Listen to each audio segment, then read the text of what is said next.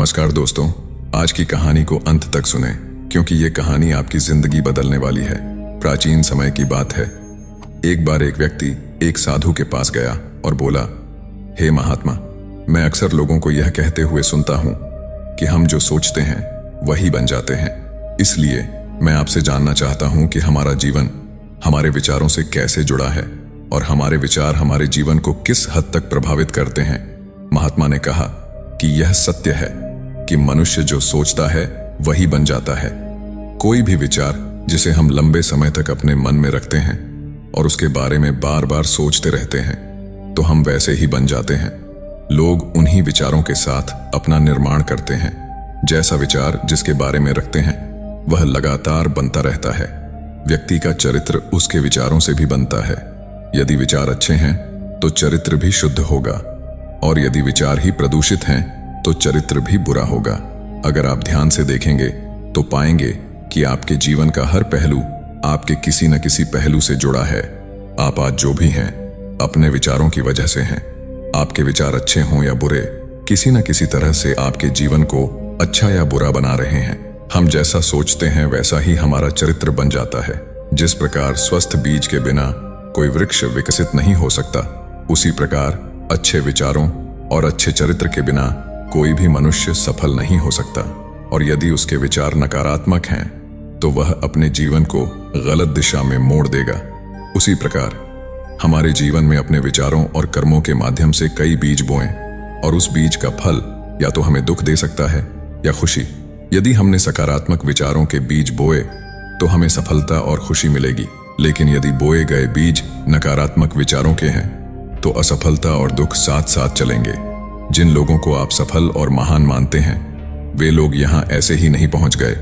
उन्होंने अपने विचारों पर नियंत्रण रखकर अपना चरित्र ऐसा बनाया कि इसी चरित्र के बल पर उन्होंने महानता की ऊंचाइयों को छुआ। तो मूल रूप से आपके अंदर जो विचार हैं, यदि आपके मन में दूसरों के प्रति क्रोध, ईर्ष्या, घृणा है तो आप बाहर भी वैसे ही होंगे, तो आपको बाहर भी वही मिलेगा।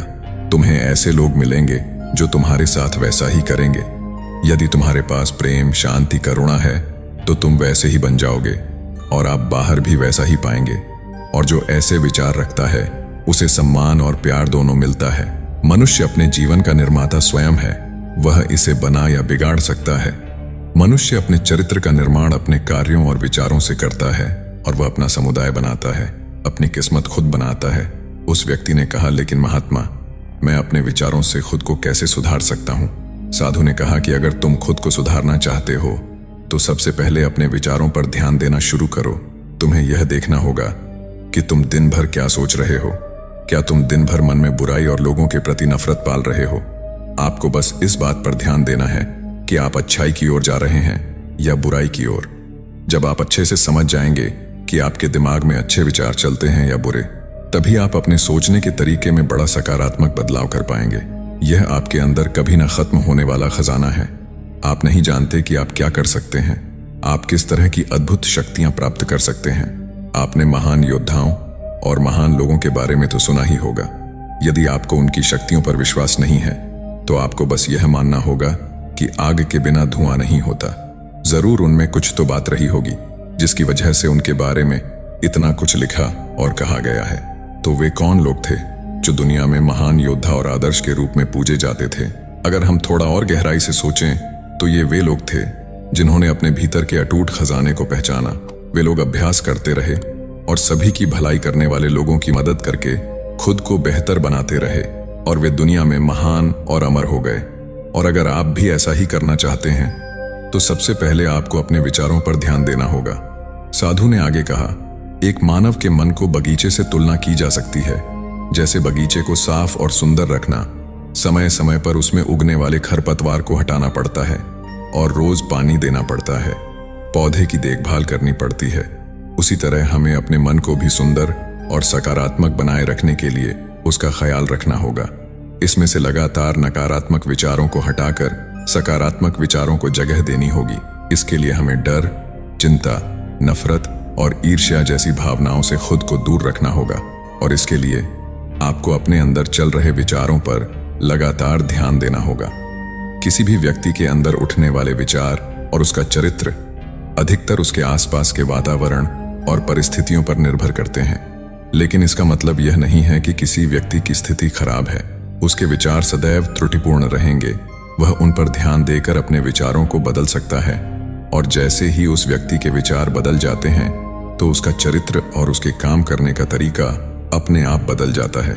ये सभी चीजें धीरे धीरे सीखनी होती हैं। इसके लिए आपको सबसे पहले अपने विचारों के काम करने के तरीके को समझना होगा, और आपको सबसे पहले यह स्वीकार करना होगा कि जो काम सामने वाला कर सकता है वह आप भी कर सकते हैं। आपको बस इसका बार बार अभ्यास करने की जरूरत है और नई चीजें सीखने की जरूरत है। जैसे जैसे आपका मन बदलेगा वैसे वैसे आपकी परिस्थितियां भी बदल जाएंगी। आप जो भी विचार बीज रूप में अपने मन में डालते जाएंगे वह धीरे धीरे आपके चरित्र और आपके कार्यों में दिखना शुरू हो जाएगा।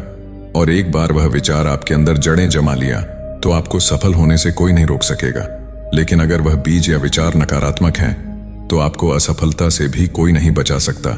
इसलिए अपने विचारों के प्रति बहुत जागरूक रहने की जरूरत है। आप अपने अंदर किस तरह के विचार ला रहे हैं। आप एक बात हमेशा याद रखें कि हमें वह नहीं मिलता जो हम चाहते हैं, बल्कि हमें वह मिलता है जो हम हैं, और हम अपने विचार हैं। इसलिए इच्छा करना और उस इच्छा के बारे में अच्छा सोचते रहना और उसे पूरा करने का प्रयास करना दोनों बिल्कुल अलग चीजें हैं। क्योंकि इच्छा तो हर कोई करता है, लेकिन उस इच्छा के बारे में लगातार सकारात्मक सोचना और उसे पाने के लिए कड़ी मेहनत करना बहुत ही कम लोग ऐसा कर पाते हैं। इसलिए अगर आप अपनी परिस्थितियों को बदलना चाहते हैं तो सबसे पहले आपको खुद को बदलना होगा। ज्यादातर लोग अपनी परिस्थितियों को तो बदलना चाहते हैं, लेकिन अपने सोचने और काम करने के तरीके को नहीं बदलना चाहते। और अगर लोग ऐसे ही रहेंगे तो उनके हालात कभी नहीं बदलेंगे। उस व्यक्ति ने कहा कि हे महात्मा, हमारे विचारों का हमारे शरीर पर क्या प्रभाव पड़ता है। साधु ने कहा कि हमारा शरीर हमारे दिमाग का गुलाम है। हम जो भी सोचते हैं उसका पहला प्रभाव हमारे शरीर पर ही पड़ता है। आपने देखा होगा कि जो लोग बहुत अधिक चिंता करते हैं और डरते हैं वे जल्दी बीमार पड़ जाते हैं। साथ ही जो लोग दूसरों से ईर्ष्या करते हैं और हमेशा नकारात्मक सोचते हैं वे भी बहुत जल्द मानसिक और शारीरिक बीमारी का शिकार हो जाते हैं। और अगर आप ऐसा सोचते हैं तो आपके साथ भी ऐसा ही होगा। इसके विपरीत जो लोग हमेशा खुश रहते हैं वे दूसरों के बारे में अच्छा सोचते हैं और हमेशा स्वस्थ रहने के बारे में सोचते रहते हैं, तो उनकी ऊर्जा एक समान हो जाती है और इस ऊर्जा का सकारात्मक प्रभाव सबसे पहले उनके शरीर पर पड़ता है। क्योंकि जिस व्यक्ति का मन शांत होता है उस व्यक्ति के शरीर की आधी बीमारी अपने आप ही खत्म हो जाती है। हम स्वस्थ रहेंगे या बीमार, यह हमारे आसपास के माहौल और परिस्थितियों के अलावा हमारी सोच पर भी निर्भर करता है। एक कमजोर और बीमार विचार हमारे शरीर को भी कमजोर और बीमार बना देता है। आपने अपने आसपास देखा होगा कि जो लोग बीमार होने से सबसे ज्यादा डरते हैं वही सबसे ज्यादा बीमार पड़ते हैं। इस डर ने लाखों लोगों की जान ले ली है। इसके विपरीत जो लोग अपने शरीर के बारे में अच्छा सोचते हैं वे स्वस्थ और मजबूत महसूस करते हैं, और जिनके विचार शुद्ध होते हैं उनका शरीर स्वस्थ और मजबूत हो जाता है। वैसा ही हमारा शरीर सिर्फ एक उपकरण है और हमारा मस्तिष्क इस उपकरण को नियंत्रित कर रहा है। जैसे अच्छा भोजन हमारे शरीर के लिए जरूरी है, उसी तरह अच्छी सोच यह हमारे शरीर के लिए भी बहुत महत्वपूर्ण है। जैसे ही आपके विचार शुद्ध हो जाएंगे इसका सबसे पहला असर आपके शरीर पर दिखाई देगा। एक शुद्ध और सकारात्मक दिमाग आपको कभी भी खराब खाना खाने नहीं देगा। इसीलिए सबसे पहले अपने दिमाग को सुरक्षित रखें, फिर यही दिमाग आपके शरीर को हर बीमारी से बचाएगा। यदि कोई बीमार और कमजोर व्यक्ति अपने शरीर को पूरी तरह से स्वस्थ बनाना चाहता है तो उसे सबसे पहले अपने शरीर को ठीक करना चाहिए। विचार और उसका मन उसे प्रकृति के संपर्क में रहना चाहिए, उसे सूरज की रोशनी में रहना चाहिए और एक सेकंड के लिए भी अपने शरीर के बारे में नकारात्मक नहीं सोचना चाहिए। वह जैसा स्वास्थ्य चाहता है वैसा ही उसे महसूस करना चाहिए और पूरा विश्वास है कि वह वैसा बन सकता है। उस व्यक्ति ने कहा, हे महात्मा, अब आप मुझे बताएं कि हमारे विचार हमारे लक्ष्य को कैसे प्रभावित करते हैं। साधु ने कहा कि जब तक आपका लक्ष्य आपके विचारों के अनुरूप नहीं होगा तब तक आपको सफलता नहीं मिल सकती है। हमारा कहने का मतलब यह है कि आप हर दिन एक नई चीज सोच सकते हैं। जो मैं आज चाहता हूं यह बनना, कल मैं वह बनना चाहता हूं या बाद में कुछ और। लेकिन जब तक आप अपने लिए कोई लक्ष्य निर्धारित नहीं करते हैं तब तक आप कोई भी बड़ा काम नहीं कर सकते हैं। क्योंकि नियम यह है कि जो काम हम बार बार करते हैं उसी काम में हम आश्चर्यजनक सफलता हासिल कर सकते हैं। अगर आप हर दिन अपना लक्ष्य बदलते रहते हैं तो आप कहीं नहीं जा रहे हैं। इसलिए आपके जीवन में एक निश्चित लक्ष्य होना चाहिए और आपको अपनी पूरी मेहनत और लगन से उस लक्ष्य को पूरा करने का प्रयास भी करना चाहिए। और इसके लिए आपको अपने सभी विचारों को अपने लक्ष्य पर केंद्रित करना होगा, अन्यथा आपके विचार बिखरे रहेंगे और हो सकता है कि एक बार आप असफल हो जाएं या आपको शुरुआत में कोई सफलता न मिले तो दूसरों को देखकर आपके मन में यह ख्याल आने लगा कि यह काम तो आसान है, जब वह इस काम में सफल हो सकता है तो मैं भी सफल होकर अच्छा पैसा और नाम कमा सकता हूं। और यह भी संभव है कि इस काम में असफल होकर भी तुम दूसरी तरफ भागो और ऐसा करते समय आप कई काम करने लगते हैं, लेकिन हो सकता है कि आप किसी एक चीज में सफल ना हो पाएं। इसलिए आपको पहले एक चीज तय करनी होगी, तभी आपके विचार एक काम पर फोकस कर पाएंगे। अब आपका वह लक्ष्य कुछ भी हो सकता है, चाहे मन की शांति पाना हो या अमीर बनना हो, लेकिन याद रखें लक्ष्य वही है जो आपके विचारों को एक दिशा में केंद्रित रख सके।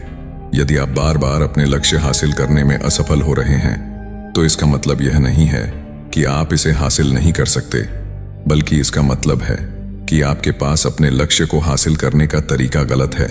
इसलिए आपको अपना लक्ष्य नहीं बदलना है, बल्कि अपनी सोच और अपने काम करने का तरीका बदलना है। अगर आप ऐसा करेंगे तो आप धीरे धीरे सीख जाएंगे और अपने लक्ष्य तक पहुंच जाएंगे। अपनी असफलताओं से कभी मत डरो। अगर आप कुछ बड़ा हासिल करना चाहते हैं तो आपको अंदर से बहुत मजबूत होना होगा, क्योंकि चाहे आप कुछ भी करें, लोग अक्सर आपको अपनी बातों से कमजोर और हताश करने की कोशिश करेंगे। इसलिए अगर आप डरेंगे तो आप अपने किसी भी लक्ष्य में सफलता हासिल नहीं कर पाएंगे, क्योंकि डर आपकी सभी आशाओं को नष्ट कर देता है और आपके सभी विचार केवल आपके डर तक ही सीमित रह जाएंगे और डर डर कर आप अंततः खुद को शारीरिक और मानसिक रूप से बीमार बना लेंगे। तब आपको समझ आएगा कि आपने अपने झूठे डर के एहसास में कितनी बड़ी गलती कर दी है और फिर आपके लिए खुद को उस स्थिति से बाहर निकालना बहुत मुश्किल हो जाएगा। इसलिए सबसे पहले एक लक्ष्य बनाएं ताकि आपके विचार उस पर केंद्रित हो सकें। उसके बाद अगर आप बार बार असफल होते हैं तो भी घबराएं नहीं, क्योंकि यह लक्ष्य हासिल करने का ही एक हिस्सा है। और पूरा विश्वास रखें कि आप जरूर सफल होंगे और एक दिन तुम सफल हो जाओगे। उस व्यक्ति ने कहा, हे महात्मा, विचारों और मन की शांति के बीच क्या संबंध है? साधु ने कहा कि मन की शांति एक ऐसा खजाना है जिसे दुनिया के 1% लोग भी हासिल नहीं कर सकते हैं, और जिसने ये खजाना हासिल कर लिया है वह दुनिया के सबसे भाग्यशाली व्यक्ति हैं। वह भीड़ में अलग दिखता है, यह कहना उतना आसान नहीं है जितना लगता है। मन की शांति केवल लंबे समय तक आत्मनियंत्रण के माध्यम से ही प्राप्त की जा सकती है। जब कोई व्यक्ति खुद को समझता है और दुनिया यार और प्यार के बीच के अंतर को समझती है, उसके अंदर नफरत, डर और ईर्ष्या जैसी भावनाएं खत्म हो जाती हैं। तब एक दिन व्यक्ति को मन की सच्ची शांति मिल सकती है और यही हर इंसान का अंतिम लक्ष्य भी है। एक शांत व्यक्ति सबसे खराब परिस्थितियों में भी खुद को नियंत्रित कर सकता है। एक शांत व्यक्ति के पास जितनी मानसिक शक्ति होती है उतनी किसी और के पास नहीं होती। शांत व्यक्ति का अर्थ है वह व्यक्ति जिसका मन पूर्णतः शांत हो, क्योंकि जैसे ही आपका मन शांत हो जाता है आपके सभी विचार शांत हो जाएंगे और तब आपको महसूस होगा कि सचमुच आपका दिमाग कितना शक्तिशाली है।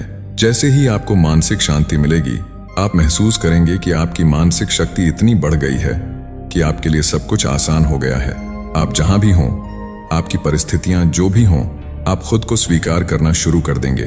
आप हमेशा खुश रहेंगे। और अगर आप यह मुकाम हासिल करना चाहते हैं तो इसकी शुरुआत आपको अपने विचारों से करनी होगी।